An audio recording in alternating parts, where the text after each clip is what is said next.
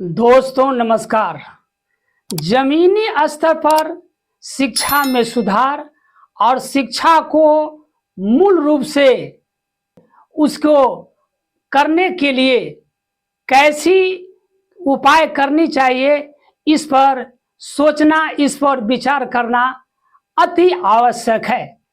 ऐसे में प्राइवेट सेक्टरों की संख्या ज़्यादा है और निजी क्षेत्र के अलावा सरकारी विद्यालयों में जो शिक्षक हैं उन्हें सही जानकारी नहीं मिल पाती है। देश में सरकारी संस्थाओं में, कॉलेजों में कार्यरत शिक्षक ऐसे हैं जिन्होंने अपनी गुणवत्तापरक शिक्षा को सही उपयोग नहीं कर पाते हैं। इसलिए कि यहाँ सरकारी कॉलेज हैं, सरकारी विद्यालयों, कॉलेजों और तकनीकी शिक्षा के द्वारा अनेक संस्थाओं का भरमार है। देश में प्राइवेट कॉलेजों, निजी संस्थानों का एक उद्योग बना हुआ है जिससे छात्रों को पूरी पैसा ऐंठ कर शिक्षा प्रदान की जाती है। ऐसे में यहाँ तक कि मेडिकल कॉलेज में भी ऐसे बहुत सारे कॉलेजेज हैं जिन्हें मोटी रकम लेकर तकनीकी शिक्षा दी जाती है।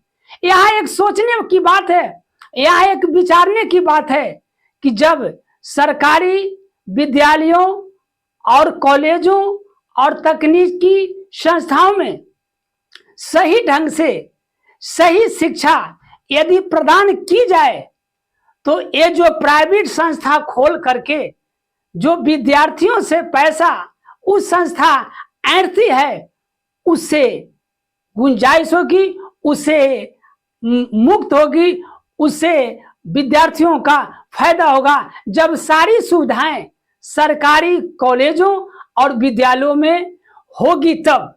लेकिन ऐसी बात नहीं है, भ्रष्टाचार है, शिक्षा में भ्रष्टाचार है। यहां तक कि ये सोचना चाहिए कि शिक्षा एक बहुत बड़ी कड़ी है। शिक्षा के द्वारा ही जीवन में कोई भी व्यक्ति आगे की पथ पर अग्रसर होता है। हमारे सरकारी विद्यालयों और कॉलेजों में समुचित सुविधाएं नहीं है। यहां तक कि विद्यार्थी और शिक्षक के अनुपात में शिक्षक की भी कमी है। शिक्षा प्रणाली दोषपूर्ण है।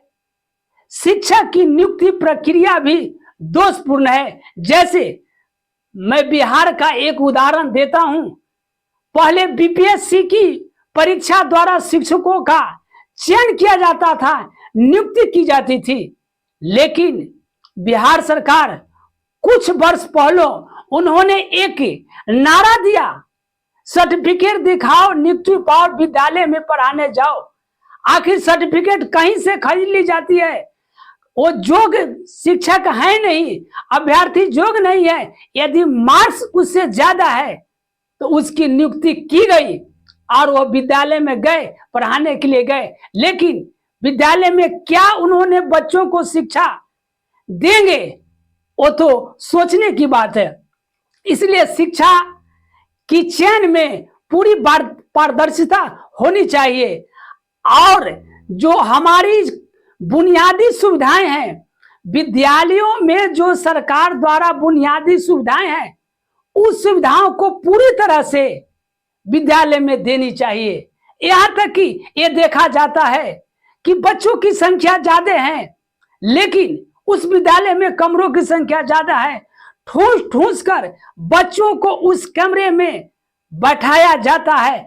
आखिर वो कैसे पढ़ेंगे, कैसे शिक्षकों को होमवर्क दिखाएंगे? यह सोचने और विचारने की बात है। इसलिए प्राइवेट संस्थाओं जैसा सरकारी कॉलेजों और विद्यालयों में बुनियादी सुविधा से उपलब्ध करना चाहिए, सारी व्यवस्था देनी चाहिए, तभी शिक्षा का विकास अग्रतर होगा। और यहां तक कि एक और सोचनीय बात है, एक परख करने की यह भी बात है कि जो शिक्षा प्रणाली है वो सबसे दोषपूर्ण ये है कि जो हमारे सरकारी अधिकारी, जो शिक्षा से संबंधित सरकारी और कर्मचारी है, उस पर भी पूरी तरह से शिक्षा क्षेत्र में पूरी तरह से पारदर्शिता होना चाहिए।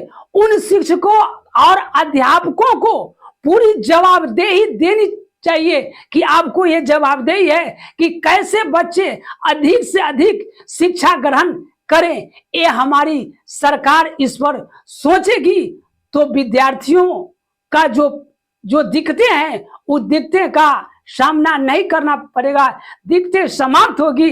लेकिन ये जो है हमारे शिक्षक और कर्मचारी को ये भी निष्ठा पूर्वक, जो सरकारी अधिकारी और शिक्षा क्षेत्र के कर्मचारी हैं, उन्हें पूरी आस्था और निष्ठा के साथ विद्यालयों में, कॉलेजों में बच्चों के बीच ससमय उपस्थित होकर शिक्षा देने का काम करेंगे। यदि ऐसी शिक्षा हमारी केंद्र सरकार इस पर बजट बनाती है, बजट बना करके ये सारी सुविधाओं की मुहैया कराती है, तब हमारा जो देश है उस देश में शिक्षा का अलग जाएगा।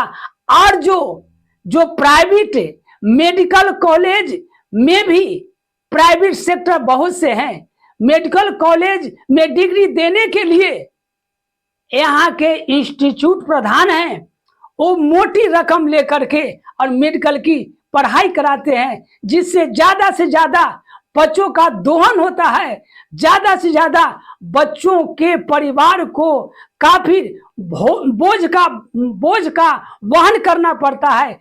ये हमारी शिक्षा प्रणाली है। यदि सरकार शिक्षा की बजट को पूर्ण रूपेण सही ढंग से बजट का इस्तेमाल करें, बजट बना करके सारी सुविधाओं से लैस होकर के शिक्षा की ओर बढ़ावा दे, तभी जो हमारा देश आगे की ओर बढ़ेगा और बच्चों का भविष्य भी बहुत उज्जवलमय होगा। बहुत बहुत शुक्रिया। बहुत